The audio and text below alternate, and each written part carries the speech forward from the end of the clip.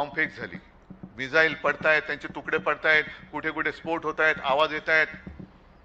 पण वृत्तपत्रात आलेली बातमी आहे आणि ती सुद्धा सामना नाही, मला असं वाटतं लोकसत्ताच असेल. त्याच्यात बातमी अशी आलेली की दुबईमध्ये अनेक उत्तर भारतीय म्हणजे अगदी बिहारची लोक तिकडे काम करतायत. आपल्या सरकारने सांगितलं परत या परत या, आणि तिथल्या कामगारांनी प्रतिक्रिया दिली, आम्ही तिकडे जाऊन बेकारीने मरण्यापेक्षा इकडे बॉम्ब हल्ल्यात मेलो तरी चालेल. कारण जर का घरी परत गेलो रिकाम्या हाताने करू काय, कुटुंब पोसू कसं. ही जी वास्तविकता आहे या राज्यकर्त्यांच्या लक्षात कधी येणार आहे की नाहीये. राज्य पाहिजे, सत्ता पाहिजे, देतो तुम्हाला. पण एक तर माझ्या देशातले किंवा माझ्या देशातल्या राज्यातले कामगार देशातल्या देशात सुद्धा या राज्यातून त्या राज्यात का त्यांना जावं लागतंय. बरं तेही कमी पडतंय म्हणून देश सोडून दुसऱ्या देशामध्ये त्यांना का जावं लागतंय. आणि त्या देशामध्ये युद्ध सुरू झाल्यानंतर सुद्धा ते म्हणतात मला देशात परतायचं नाहीये, कारण देशात जाऊन मी करू काय, रिकाम्या हाताने घर कसं चालवू, मी मेलो तरी चालेल पण माझं काम सोडून मी देशात जाणार नाही. ही एवढी परिस्थिती आपल्या देशाची आली तरी सुद्धा अजून कोणते राज्यकर्त्याचं काही डोळे उघडत नाही, काही डोक्यामध्ये काही घुसत नाहीये. कामगार चळवळ कामगार कायदे म्हणजे काय, कसले कायदे आहेत, कोणासाठी आहेत. काय कामगार म्हणजे या देशाचा भाग्यविधाता नाहीये.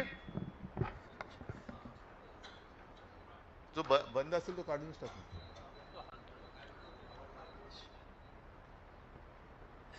कामगार हा देशाचा भाग्यविधाता नाहीये. आजपर्यंत जे लढे झाले, स्वातंत्र्य लढा झाला, संयुक्त महाराष्ट्राचा लढा झाला, त्या लढ्यात जर का कामगार उतरला नसता तर कदाचित आपलं स्वातंत्र्य सुद्धा थोडंसं मिळणं दूर गेलं असतं आणि संयुक्त महाराष्ट्राचा लढा तर यशस्वी झालाच नसता. हा गिरणी कामगार आणि कामगारांच्या त्या लढ्यातला सहभाग किंवा योगदान आहे, म्हणून आज आपण हे स्वातंत्र्य आणि संयुक्त महाराष्ट्र मुंबई आपली बोलू शकतो. हे कामगाराचं महत्व कळत नाहीये का. नुसतं हायर अँड फायर पाहिजे तेव्हा कामगार कायदे म्हणजे कामगारांच्या बाजूने बोलायचं आणि प्रत्यक्षात कामगारांचं वाटोळं करून टाकायचं, हे राज्यकर्त्याचं लक्षण नाहीये. आज सुद्धा तिकडे जे काय चाललेले बंगालमध्ये, हे आमचे मुख्यमंत्री ते म्हणतात की आता आम्ही विरोधी पक्षाचे बुरके फाडणार. अरे आम्ही हिंदू आहोत ना, बुरका कुठे कधी तुम्ही काय घालताय आम्हाला. हा तुम्ही तुमच्या डोक्यात बुरखा आहे, आमच्या नाहीये. पण लोकसभेमध्ये जे काय झालं ते मुख्यमंत्र्यांनी पाहिलं का, पाहिलं. आणि हा मुद्दा म्हणून मी कालचा लोकसत्तेचा सध्या लोकसत्ता का, कारण तुम्ही म्हणाल सामना काय, सामना तर लिहितोच, सामना तर अगदी परखटपणाने आणि ते सत्य लिहितो. उगाच काहीतरी बोलायचं, काहीतरी वाभाडे काढायचे म्हणून सामना कोणाचे वाभाडे नाही काढत.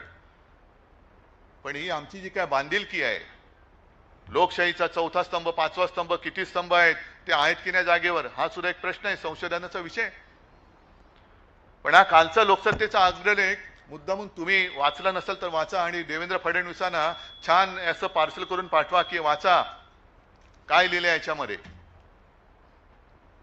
महिला आरक्षण आम्ही होऊ दिलं नाही. अरे मी तर माझं स्टेटमेंट आहे, महिला आरक्षण आत्तापासून जाहीर करा, आत्तापासून करा. पण त्यावेळेला म्हणजे 2000 मला वाटतं 10 साली अरुण जेटली हे जे बोलले होते मला वाटतं याच विषयावरती रवीश कुमारांनी एक व्हिडिओ केलेला आहे त्यांचं, ते मुद्दामून बघा तुम्ही. दोन त्यांचे एपिसोड जे आहेत ते मुद्दामून बघा. हे त्यातलंच मी सांगतोय.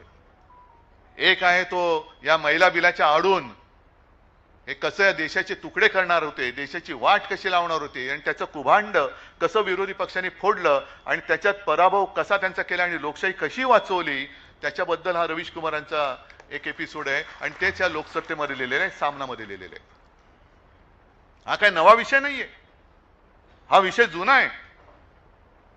पण त्यावेळेला म्हणजे रवीश कुमारांचा जो एपिसोड आहे तो मुद्दा तुम्ही बघा. त्यांनी सांगितले की हा विषय संसदेत मांडला पाहिजे होता, कदाचित मांडला गेलाही असेल आता. पण त्यांनी काय सांगितलेलं की स्टँडिंग कमिटी ने कई कारणों से इस फ्रीज को फ्रीज म्हणजे आपला फ्रीज नाही म्हणजे त्याला थांबवले, फ्रीज को 2026 तक के लिए